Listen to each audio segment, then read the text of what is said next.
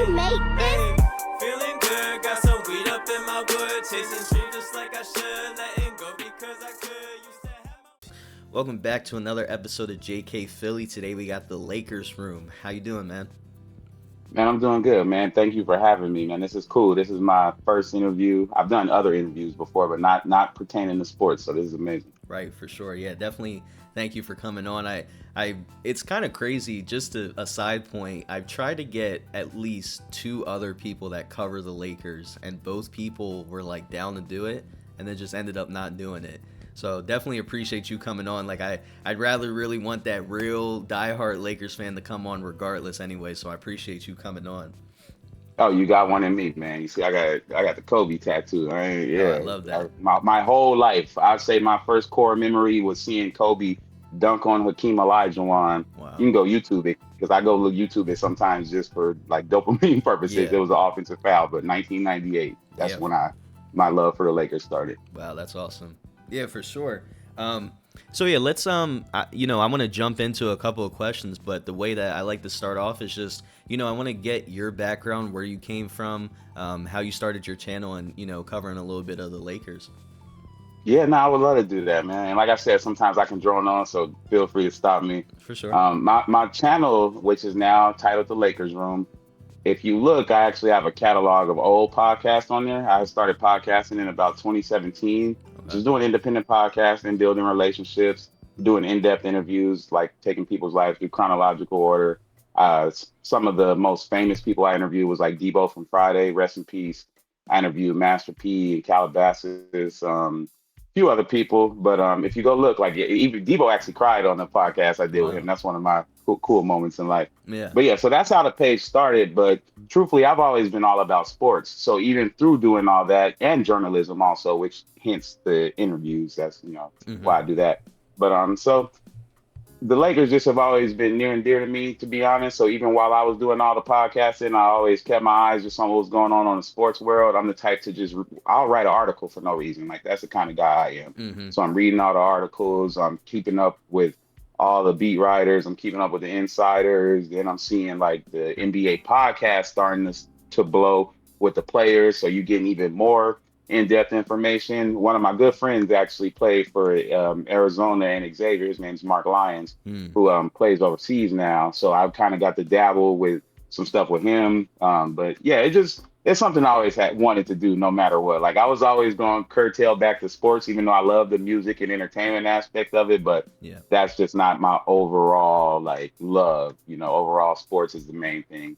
I love the Lakers, and then truthfully, boxing is one of my favorite sports also. Awesome. Yeah, well, I definitely appreciate that background. Yeah, like I said from the beginning, we'll just kind of jump into a couple of questions that I got from you. I do just want to get your your most truthful answer of just how you feel about the team and everything like that. But I really want to start with JJ Reddick.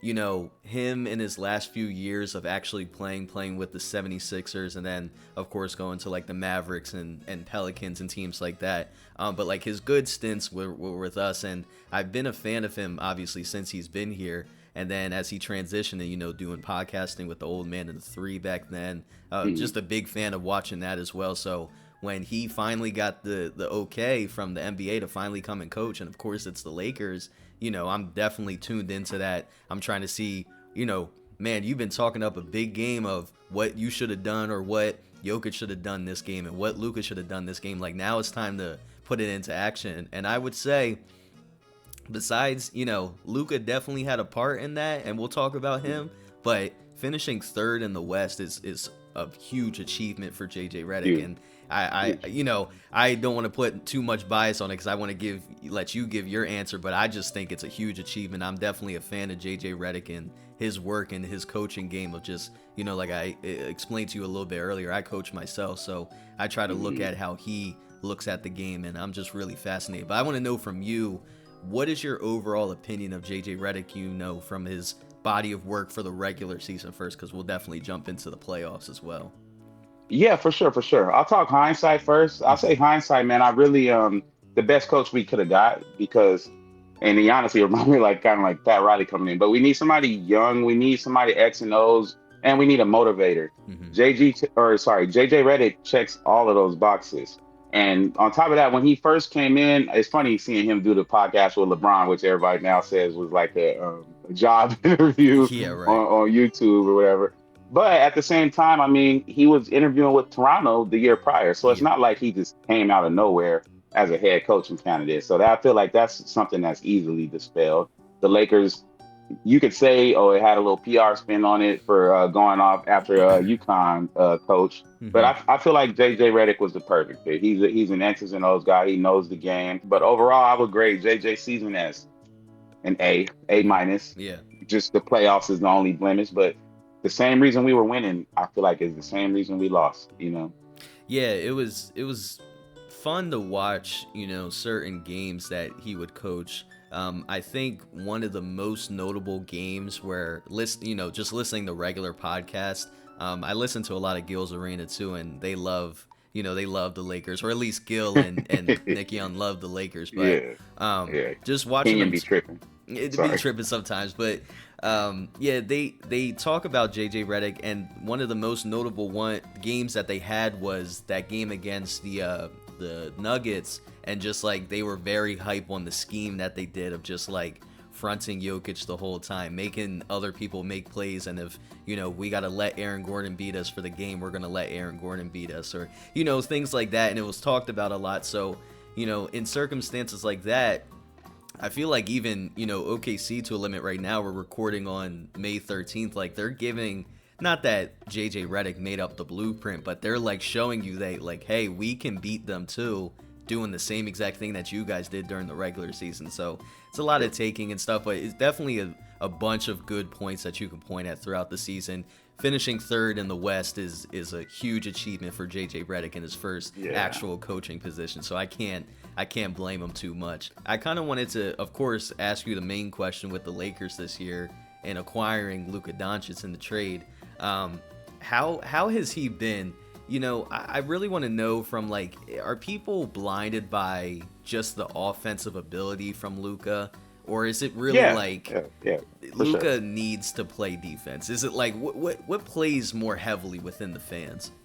This is what I'll say. I feel like it ended up being a personnel issue. I think that we covered up a lot of what ended up getting us busted and sent out of the playoffs in 5 games with effort, being in the right spots, and being coached well, and probably just overall excitement of having a new piece like Luka Doncic. I mean, I understand that, but Luka's offensive ability, for me, the way I see it, is kind of a little more twofold, because I don't just see it as scoring or even just playmaking. Like, I think that Luka knows the court, if that makes sense. Like, he knows the court.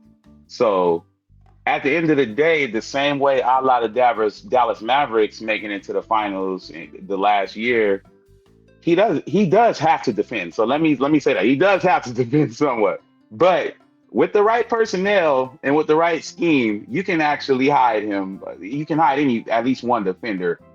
It's just a math game at that point. So, but his offense, I think, it definitely blinds people. It's one thing where it's LA, it's Hollywood. You know what I mean? So that's what people want to see at the end of the day. That's never going to win championships. Mm-hmm. But at the same token, and the Mavericks game is one that I'll point to, even the Oklahoma City game or the Denver game that you brought up. Mm-hmm. Luka can be utilized on defense. And the reason why goes back to the same reason what I just said on offense. He knows the court. Yeah. He's not a one-on-one defender. He's not gonna get the slide, or no, absolutely not. He might be able to hold off for a second. You got a help defender, but Luka best is to be watching and playing those pass lanes, whatever. Like I've seen him do it at a high level for a few games. Mm-hmm. The Mavericks ones though is one you should really watch, because I was like, okay, Yeah. he's not a good defender, but he can be used in the right circumstance. Yeah, I even going back to talking about JJ Redick, I think he was, getting on the brink of course, playoffs was a whole different beast, but like getting on the brink of like, where can I utilize Luka where he would be most efficient? And I think he was, pretty damn close to figuring out where he could put him in those games that you mentioned. So I'm a believer in it. Of course, he, like you said, he is going to have to play better defense, but there's also some other things within the Lakers that need to be adjusted as well for that plan and scheme to be like 100% or as close to 100% as possible. So I definitely agree with that point. I think personnel really like, and that's I know we're Yeah. gonna get to that, but yeah, I think it's a big personnel thing. I think hint like hindsight, everybody when you look back, because I could tell you like me, you watching, everything that's going on. Mm-hmm. The analysts who said, "Oh, this is a move for the future," they was absolutely right. Mm-hmm.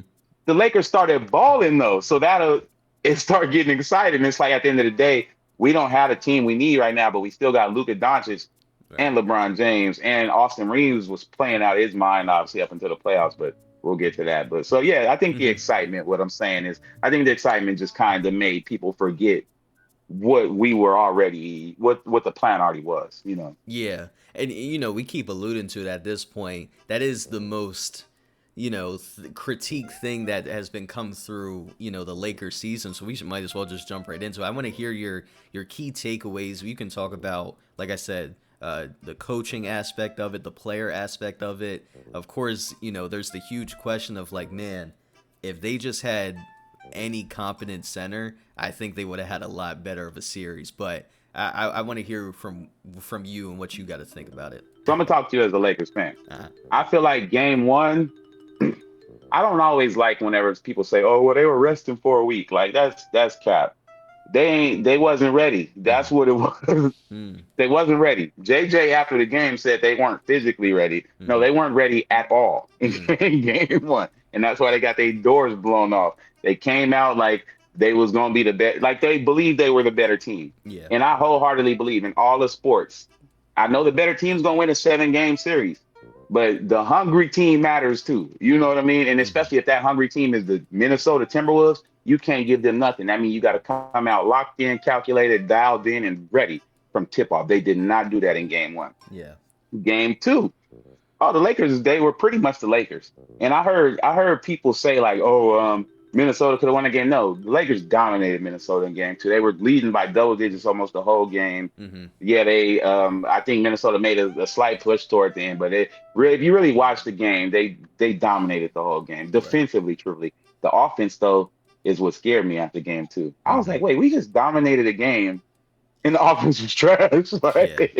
Yeah. Like, trash. I started literally looking at the numbers. Luca had about 68 points through 2 games, and the Lakers had 189 total. Mm-hmm. I'm kind of quick in math. I'm like, I know that's 1/3 of the points. So that means we're Yeah. struggling to Yeah. score. Mm-hmm. And that's not going to win up in Minnesota. Mm-hmm. So we get to game three.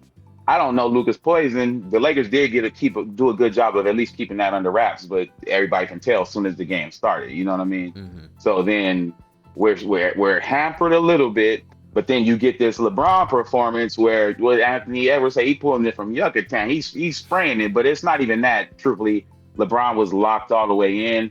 I feel like LeBron, no, Father Time has not caught up to LeBron, but the one thing at least that I see with my eyes, he always gasses out at this point. I don't ever see LeBron have a sustainable LeBron 2014-15 game where he dominating through the end. And Luka does it sometimes too, but at least Luka is like, well, he's tired. He's still could. I feel like something about LeBron, especially when playoff scenarios are very intense with long wing defenders who getting up under him, Mm-hmm. he can do it for a while, but I don't think he can do it all the way, which that's great that we got Luka now. Mm-hmm. But anyway, so yeah, game three, I felt like we had a chance. It was tied 103-103 with about 4 minutes to go, literally. And then I think there was a LeBron turnover, Jaden McDaniels winning score, but they just ran off pretty much. Like, and you could see we were gassed out. Like, you could see Minnesota's depth was wearing on us. I thought though game four we was gonna come back and win. I almost knew it. Like, outside of this and analysis, I almost knew like we were gonna win game four. Like Rasheed Wallace, we will win game four was my attitude. Yeah. So the Lakers played more than well enough to win game four. The move JJ Reddick made to start them and to start the second half, amazing. Mm-hmm. To take a 10-point lead going into the fourth quarter, amazing. But to lose a 10-point lead when you're down 2-1 with JJ Reddick, LeBron James, Luca Doncic, it's slightly concerning. Mm-hmm. And obviously now at this point, we all know it's concerning because we lost. You know what I mean? But Right. at that point, and the refs were no help. I will throw this in just because I'm a Laker fan. Luca Doncic got tripped. That was a foul. he got fouled when they tried to inbound the ball, even though LeBron James threw a lazy pass. So we'll kind of let that one go. Uh-huh. Anthony Edwards was slipping in Game 4 when LeBron hit that ball. Even if he wasn't slipping, you don't overturn it. That was crazy. He hit the Mm-hmm. wrist. I get it. And that where did that camera angle come from? So yeah, Game 4 Right. bothered. Oh Uh-huh. man, bro, Game 4, I was ready to cry in the car. Game 4 bothered the mess out of me. Right. But I knew it was over after Game 4, bro. It was too deflating. Like Yeah. from how tired we were to the issue with the refs toward the end of the game to what I knew the criticism JJ was gonna face. As a Lakers fan, Game 5, my whole thing was it's over. Mm-hmm. It's over. When we tied the game or took the lead toward the end of Game 5, because in I think every real fan or a real basketball guy, they go off energy. Mm. I was like, bro, we still gonna lose. Like, we still gonna lose this game. I Yeah. can guarantee it. Like, Yeah. you could just feel it. We were a done team. Mm-hmm. Now, analytically, I got slightly different perspectives, but the same way we lost, the Lakers could have easily won that game. Or Yeah. sorry, easily won that series is Yeah. what I mean.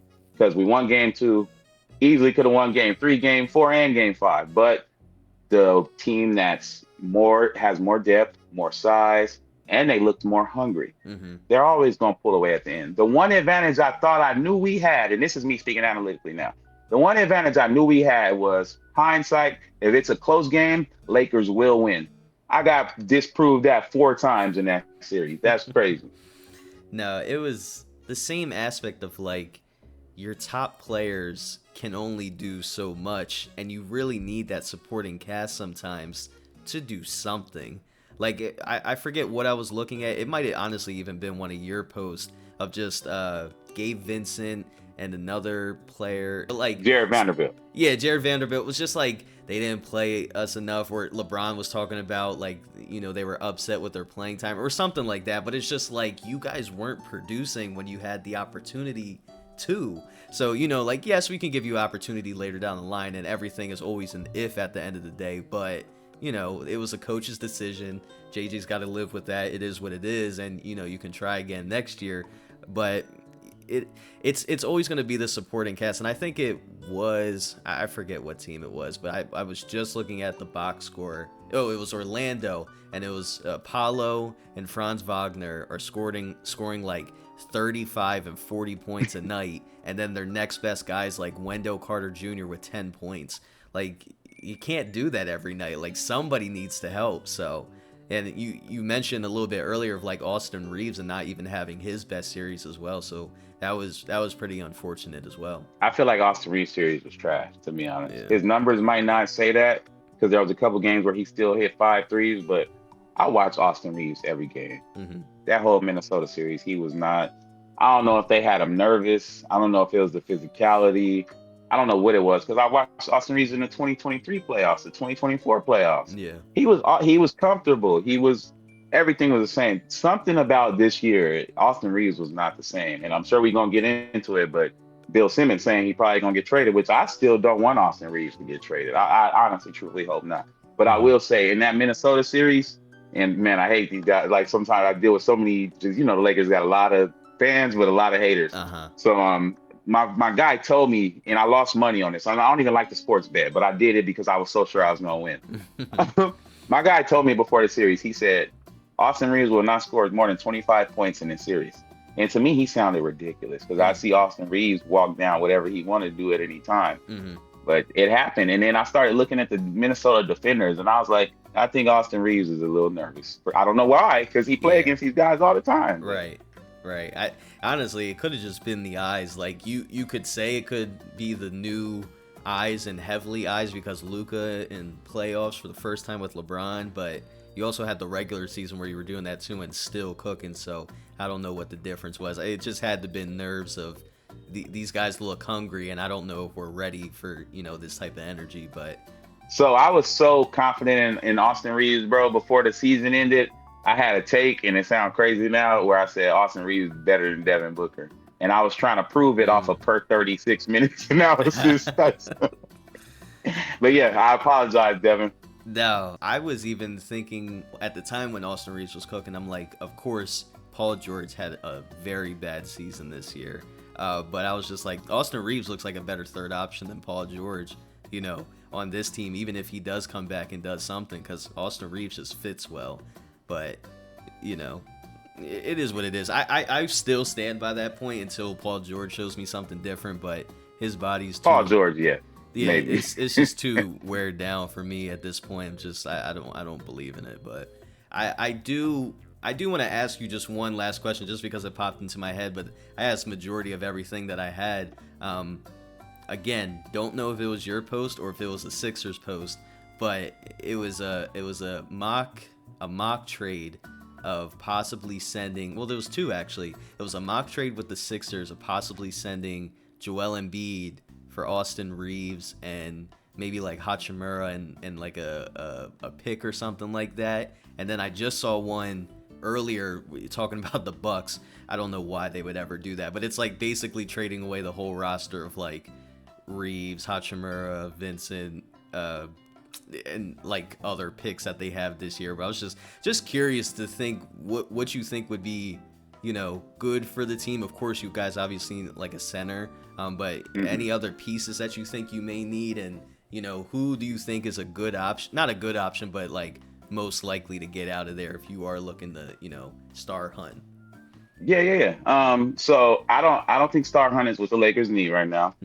Joel Embiid is great. That's the last person I want to see on the roster. Yeah. Only because of, I don't know. I think I remember the injury history from when he was first coming out of Kansas, and it feels like he had a good run, but it's done. He's starting to make me think about Andrew Bynum. Nowhere near as far as like, I don't like to use their name in the same sentence, but I just mean it from a perspective of when you're done, you're just done. Or Isaiah Thomas, or you know what I mean? Like, yeah. No fault of anybody's own. Like, it's just sometimes your body just gives up on you. So Yeah. I don't want Joel Embiid whatsoever. However, if you asked me this same question 12 months ago, right. Come on. So I don't know. I don't really know on that. But I'll say I'm looking at Nick Claxton. I think he's the most attainable one as far as like us having a trade package. I think any Lakers fan, and I don't know when this is going to drop, but I think any Lakers fan is crazy unrealistic to even think about Giannis. Now, I will say the Lakers have done crazy things, but it's about having a trade package. We have no trade package for Giannis.